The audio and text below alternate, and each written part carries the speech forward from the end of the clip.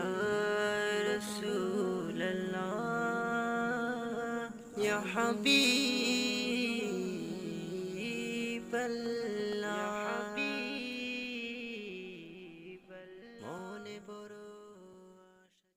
محترم مفتی صاحب عبدالحی امیری پوښتنه کوي وایي که څوک پر لڅ سر باندې لنګوټه وتړي په داسې شکل چې د سر مابین یې معلومیږي او لمونځ ورسره وکړي نو د دې حکم څه دی؟ محترمه د لمانځه دپاره دغه طریقه مکروه ده چې لنګوټه یې پر لڅ سر باندې تړلې وي او د سر کلګۍ یې معلوم وي او د لمانځه څخه ماس یا واهم پر لڅ سر باندې لنګوټه تړل د مکروه عمل دی. فتاوای هندیه اول ټوک او صفحه 116 همداراز بحر دوهم ټوک او صفحه 42